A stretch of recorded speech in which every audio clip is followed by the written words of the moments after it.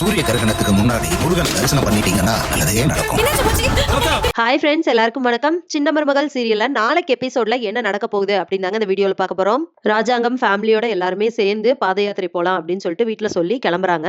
இன்னைக்கு காலையில கிளம்பலாம் அப்படின்னு சொல்லிட்டு பிளான் பண்ணிட்டு இருக்கும்போது தமிழ்ச்செல்வியோட அம்மாவும் வராங்க. நீ என்ன மஞ்சப்படம் கட்டிட்டு வந்திருக்க அப்படின்னு சொல்லிட்டு அப்பதான் கேக்குறாங்க. என் மக குடும்பம் நல்லா இருந்தா நானும் நல்லா இருக்கும் மாதிரி தானே, அதனால நானுமே உங்களோட சேர்ந்து பாத யாத்திரை வரேன் அப்படின்னு சொல்றாங்க. அப்படியா, ரொம்ப சந்தோஷம் அப்படின்னு சொல்லிட்டு எல்லாமே ரெடி பண்றாங்க. கிளம்ப ஆரம்பிக்கிறாங்க. லேடிஸ் எல்லாம் பால் குடம் எடுத்துக்கிறாங்க. ஜென்ஸ் எல்லாம் வந்துட்டு காவடி எடுத்துட்டு எல்லாருமே முருகன் பாட்டு பாடிட்டு ரோட்ல நடந்து போயிட்டு இருக்காங்க. இதுக்கு முன்னாடியே வந்துட்டு சேது என்ன பண்றாருன்னா, தமிழ்ச்செல்வியை வந்து வீட்டை விட்டு வெளியே அனுப்ப மாட்டேன் அப்படிங்கிற மாதிரி ஒரு அக்ரிமெண்ட் போடுறாரு. எப்பவுமே நீ தான் என் வைஃப் அப்படிங்கிற மாதிரி.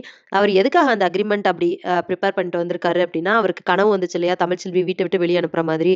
அதுக்காக அவராவே அப்படி ப்ரிப்பேர் பண்ணியிருக்காரு. ஆனா இந்த விஷயத்த தமிழ்ச்செல்வி கிட்ட சொல்லல. அதுக்கப்புறமா வந்துட்டு அதையும் கொடுக்கவே தமிழ்ச்செல்விக்கு ரொம்ப சந்தோஷம். அதுக்கப்புறமா நெக்ஸ்ட் டே எல்லாரும் கிளம்புறாங்களா, அப்போ போகும்போது ரொம்ப தூரம் நடந்து போயிட்டு இருக்காங்க. இடையில வந்துட்டு நல்ல வெயில் அடிக்குது. அப்பத்தா வந்து எனக்கு ஒரு மாதிரி இருக்கு அப்படின்னு சொல்றாங்க. என்னாச்சு அப்பத்தா அப்படின்னு சொல்லிட்டு சேது கேக்குறாரு. ஒண்ணும் இல்ல, ரொம்ப தூரம் நடக்கிறேன்ல, அதனால ஒரு மாதிரி இருக்கு, நான் நடந்துருவேன், ஒன்றும் பிரச்சனை இல்லை அப்படின்னு சொல்றாங்க. வேணும்னா இங்க எங்கேயாவது கொஞ்ச நேரம் உட்காரலாம் அப்பத்தா அப்படின்னு சொல்லிட்டு சேது கேட்கிறாரு. இல்ல சேது, என்னால நடக்க முடியும், நம்ம குடும்பத்துக்காக நான் இது கூட செய்ய மாட்டேனா அப்படின்னு சொல்லிட்டு நடந்து போயிட்டு இருக்காங்க. அப்படி போக போக அவங்களால நடக்க முடியல. தண்ணி வேணும் அப்படின்னு சொல்லிட்டு கேக்குறாங்க. அவங்க தண்ணி குடுக்கறதுக்குள்ள மயக்கம் போட்டு விழுந்துடுறாங்க.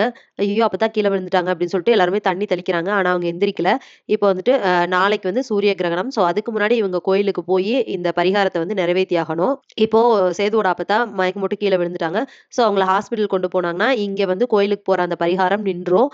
அவங்க பூசாரி சொன்ன மாதிரி அந்த சூரிய கிரகணத்துக்கு முன்னாடி அந்த பரிகாரத்தை அவங்க செஞ்சு முடிக்க முடியாது. அதனால அவங்க ஃபேமிலி கஷ்டம் வரும் அப்படின்னு சொல்லியிருக்காங்க இல்லையா. சோ அப்பத்தாவ ஆஸ்பத்திரி கூட்டிட்டு போறாங்களா, இல்ல அவங்க சரியாயிட்டு வாங்க எல்லாரும் சேர்ந்து போய் பரிகாரத்தை முதல் முடிக்கலாம் அப்படின்னு சொல்லிட்டு கோயிலுக்கு போறாங்களா, என்ன நடக்க போகுது அப்படிங்கறத இனி வர்ற வீடியோல ஒன்னொன்னா பார்க்கலாம் ஃப்ரெண்ட்ஸ். அது வரைக்கும் வெயிட் பண்ணுங்க. நன்றி, வணக்கம்.